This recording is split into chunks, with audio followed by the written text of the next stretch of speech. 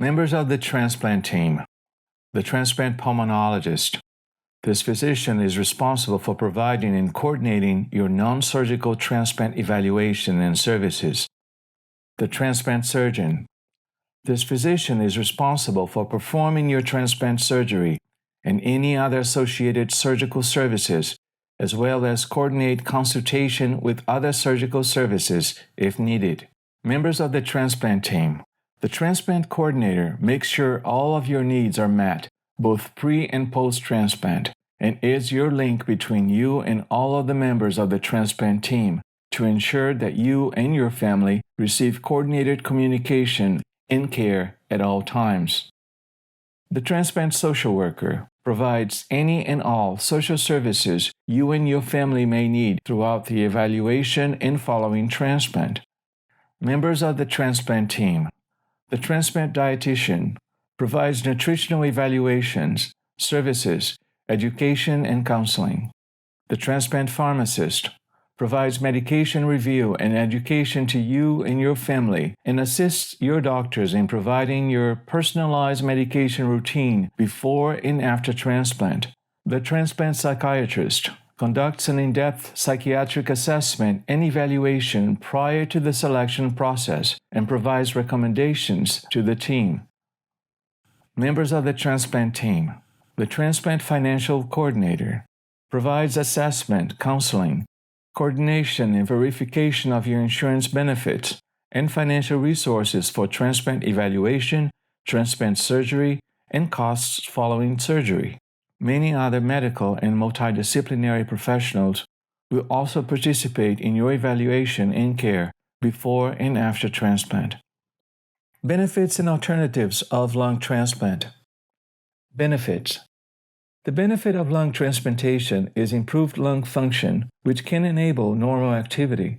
Besides improving life expectancy, goals of lung transplantation include returning recipients to an acceptable quality of life without being limited by difficulties breathing or what activities you are able to perform. Alternatives.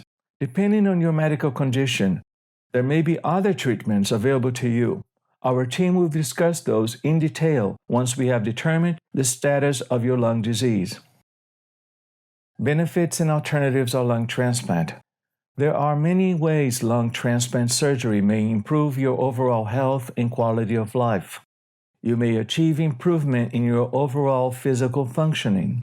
You may receive benefits in your overall general health. You may perceive benefits in your overall quality of life.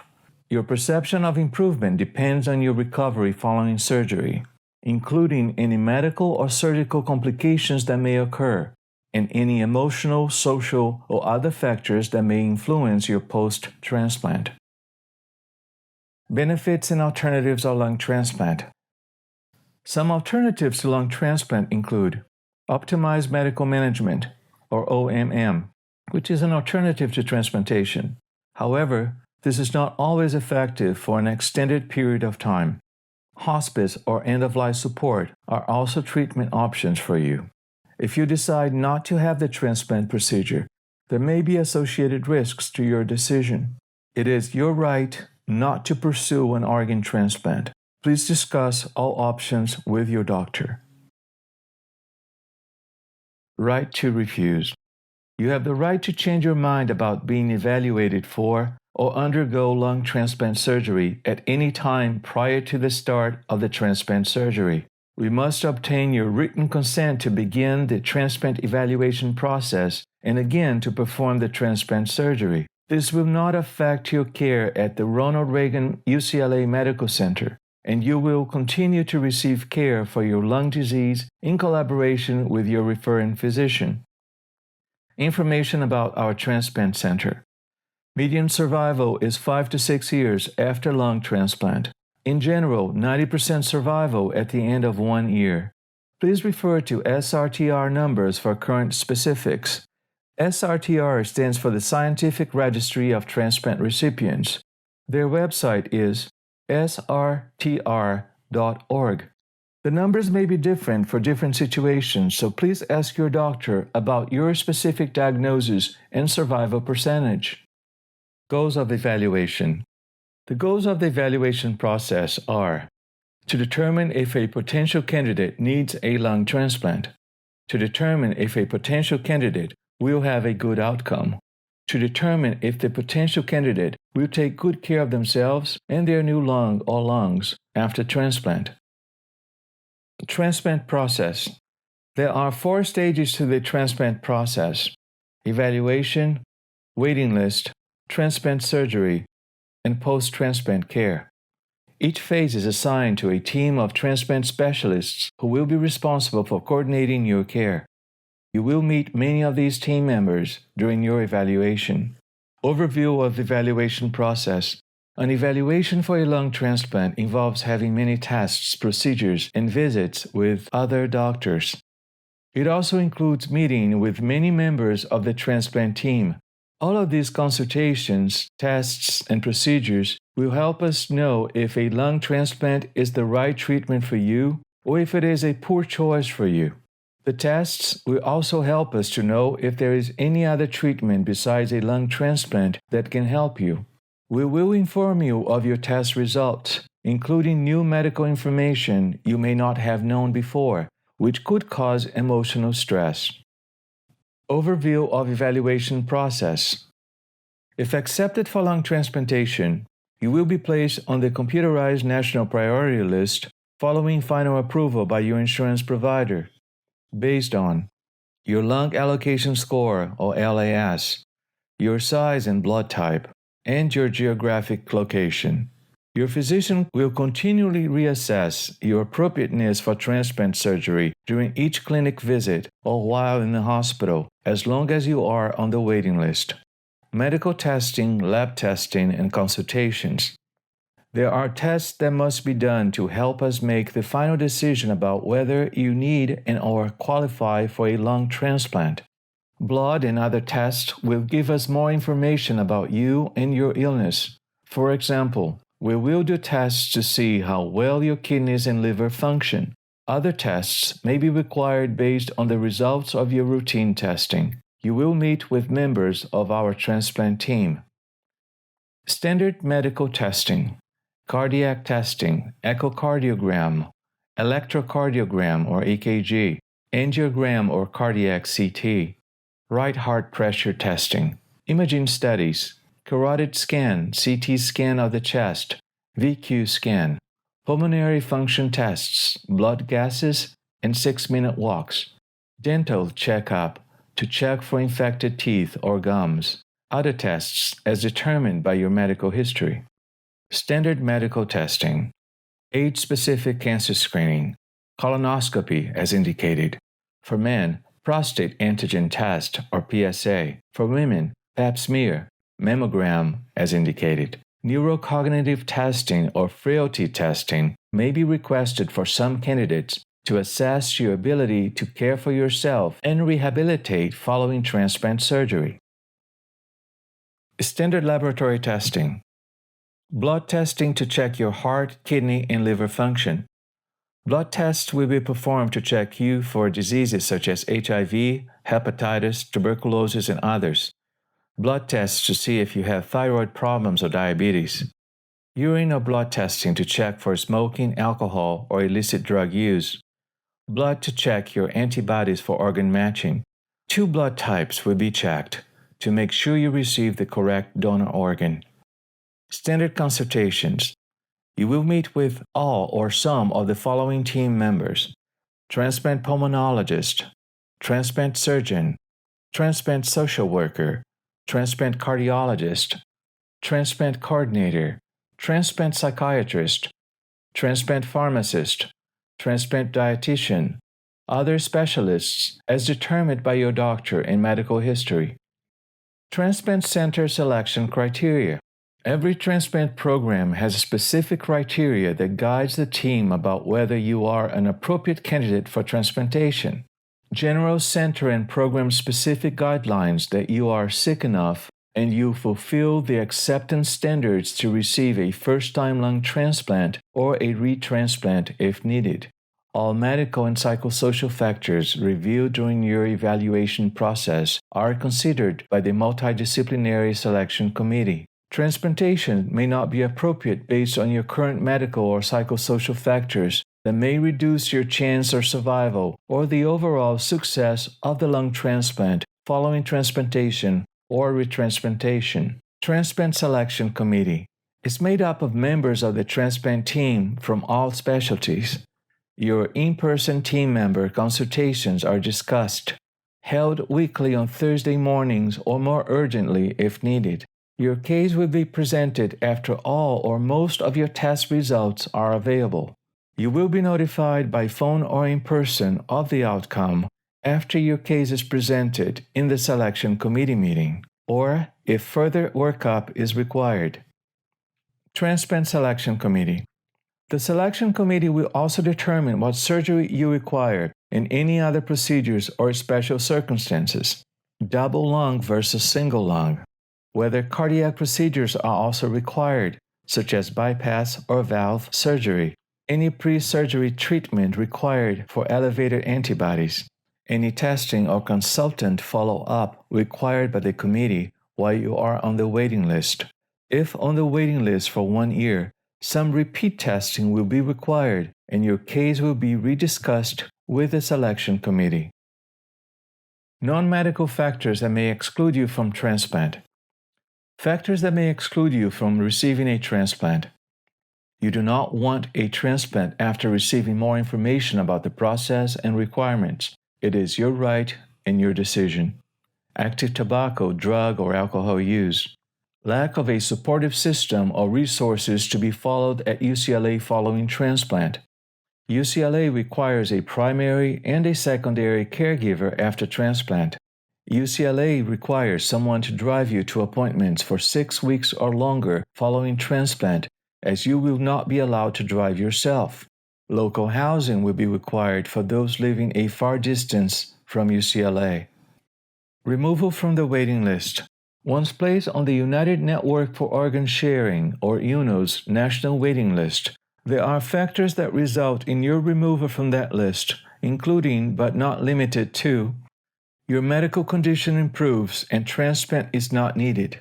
Your medical condition dramatically worsens and your doctors feel you are too sick to survive transplant surgery. You are non-compliant with medical instructions or follow-up. You request to be removed from the waiting list. Your transplant team will have multiple discussions with you and your family prior to you ever being removed from the waiting list. Non-compliance. Your candidacy for transplant can also be denied due to documented past or current issues with compliance. Compliance refers to taking your medications as ordered, scheduling and attending your appointments, completing the required testing for maintenance on the list and following transplant, abstaining from substance abuse, and communicating with your transplant team as instructed. This is taken into account during the selection process. You and your support network are responsible for following the medical instructions of the transplant team. Non-compliance. If you are having problems meeting the requirements for your medical care, your transplant team, either your physician, coordinator, social worker, and financial coordinator, can connect you to the appropriate resources to assist you. Your transplant lung or lungs can fail due to non-compliance, and this will be viewed negatively by the team. Please do not be afraid to discuss any issues with the team that may affect your health and the success of your transplanted lung or lungs. Placement on the waiting list. After you have been placed on the waiting list, you will receive a phone call and an official letter from your pre-transplant coordinator notifying you of the date you were placed on the waiting list. The letter also includes further instructions about what to do while on the waiting list. If anyone tells you that you are listed but you have not received a letter or a call from your coordinator, please call your coordinator. Do not assume you are listed. Lung Allocation Score, or LAS. Once placed on the United Network for Organ Sharing, or UNO's national waiting list, you will receive a Lung Allocation Score, or LAS. You will receive a pamphlet from your coordinator published by UNO's, titled Questions and Answers for Transplant Candidates about Lung Allocation Policy, that explains this in depth. Your LAS may change over time depending on your medical condition, and must be updated with UNOS at a minimum of every 6 months by your transplant coordinator. Otherwise, your score will revert to 0. Lung Allocation Score, or LAS. The lung allocation score is a score between 0 and 100 assigned to you based on many factors. Some factors include your type of lung disease and oxygen requirements, pulmonary function testing and activity level, your height and weight, lab results, and heart catheterization pressures. If your condition worsens, updates can be made at any time to increase your score with UNOS. Please call your coordinator so that you can be seen by your lung transplant pulmonologist to document the changes for your LAS. Potential organ donor risk factors. There may be some donor-related factors that could affect the success of transplant surgery for all organ transplant recipients. These factors include, but are not limited to, the following: the donor's medical and/or behavioral history, the donor's age or condition of the donor lung or lungs, transmission of serious infections, cancers, or other diseases to you from the donor lung or lungs. All potential donors are screened by the OPO per UNOS policy and by your transplant team prior to organ acceptance. PHS Increased Risk Donors. The Public Health Service, or PHS, identifies donors with specific characteristics that may increase their risk for transmission of certain viral diseases, including HIV and hepatitis C. The transmission rate from these donors is unknown, but estimated to be 1 in 10,000. Transplant with an organ from a PHS donor may have a lower risk of death than remaining on the waiting list. Your physicians will speak to you about this option, and you will sign a consent form if interested in considering this option. PHS Increased Risk Donors.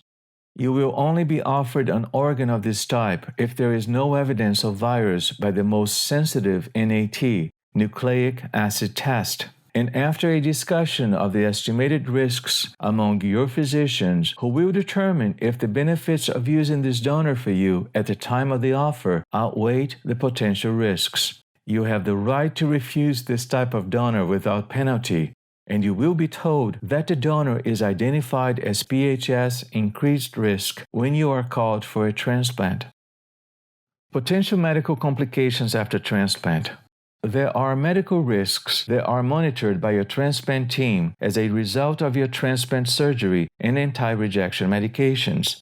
Early, acute rejection of your new lung or lungs, infections requiring medication and sometimes hospitalization, all types of cancer due to your suppressed immune system, development of diabetes, long or short term, high blood pressure and/or high cholesterol, changes in mental status, mood, or headaches and tremors. Potential medical complications after transplant.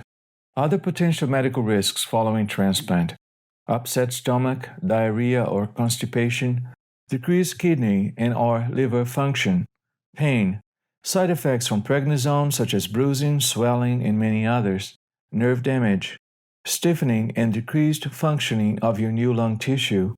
This is called chronic rejection. Post-transplant rejection and infection. Organ rejection occurs when your body attacks your new organ or organs because the new organs are new or foreign to you. Every patient is given a personalized medication combination to prevent organ rejection that is adjusted regularly by your doctor. There is also the possibility of infection either in one area, localized, or throughout your body, generalized, due to the anti-rejection medications suppressing or holding back your body's system to fight infection, which is your immune system, while preventing organ rejection. Potential risks following transplant rejection. There are 3 types of lung transplant rejection. Hyperacute rejection happens almost immediately during or after transplant surgery. Your body does not accept the lung or lungs. Chances of this occurring are very low due to advanced antibody testing and matching before your transplant. Lung or lungs do not function and may require maximal support and/or retransplantation. Potential risks following transplant: rejection. Acute rejection occurs while your body is adjusting to your new organ or organs and tends to happen in the first 12 months after transplant. It can also occur at any other time during your life if you do not take or absorb your anti-rejection medications due to vomiting, diarrhea, or other reasons, or by viral illnesses, and if your anti-rejection medication blood levels fall too low. Rejection can usually be eliminated with prompt medical treatment with steroids or other IV medications or treatments. Your transplant team will monitor you regularly for the rest of your life, and you must follow their directions for taking and adjusting your medication doses. Potential risks following transplant: rejection. Chronic rejection, also called bronchiolitis obliterans syndrome or BOS, or chronic lung allograft dysfunction. CLAD, inflammation and scarring in the lung causing severe narrowing or complete blockage of the small airways of the lung, can occur within 1 year after transplant or many years later. Much research is devoted to finding the cause and treatment. Potential risks following transplant: infection. There's always a possibility of developing infections. Can occur in a wound, urinary tract, the lungs, the bloodstream, or any other part of the body. You may be treated with oral medications or be required to stay in the hospital for a prolonged time and/or receive antibiotics through an IV in your arm at home for an extended time, depending on the type of infection. Some of these infections or medications may be harmful to your kidneys or liver or cause other side effects that will be monitored closely. Lifelong maintenance and monitoring. You will receive a schedule of your post-transplant testing and appointments from your transplant coordinator. You will need 24-hour assistance for at least 6 weeks after the transplant. You will be expected to have a primary and a backup caregiver. You cannot drive for a minimum of 6 weeks after surgery and cannot lift anything heavier than 10 pounds for 6 weeks after surgery. If you live a far distance from UCLA, please be prepared to stay near UCLA for the first 2 to 6 weeks after the transplant. This will be discussed during your evaluation period with your doctor and your social worker based on your individual situation. Lifelong maintenance and monitoring. Several tests will be done to monitor the function of your new lung or lungs and to check for rejection at designated time periods or as needed by your pulmonologist. These may include bronchoscopies and lung biopsies, pulmonary function tests, chest X-rays and CT scans of your lungs, blood tests to check your drug levels and other values. Lifelong maintenance and monitoring. You cannot smoke, drink, or use controlled substances after lung transplantation. Regular exercise and stress reduction is encouraged. You must maintain proper cancer screening, such as mammograms, pap smears, prostate examinations, colonoscopies, and dermatology visits, and see your primary care doctor regularly for routine non-lung transplant care.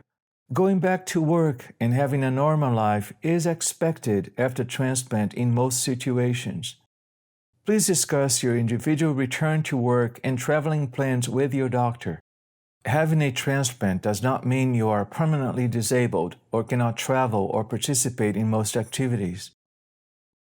Lifelong maintenance and monitoring. You must take your medications as instructed for the rest of your life and not run out of your medications. If your insurance coverage changes, call us immediately. The monthly cost of your medications and your insurance deductibles depends on your insurance and will be explained to you prior to transplant listing by a financial coordinator. Notify your doctor or coordinator immediately if you have a change in medical insurance, as this may impact your medication and follow-up coverage. Support Group. Lung Transplant Patient and Family Support Group. A supportive and informational group for patients and their loved ones. All stages of the transplant process, pre- and post-transplant, led by a transplant social worker. First Monday of every month from 12 to 1:30 p.m. Will be held via Zoom remotely.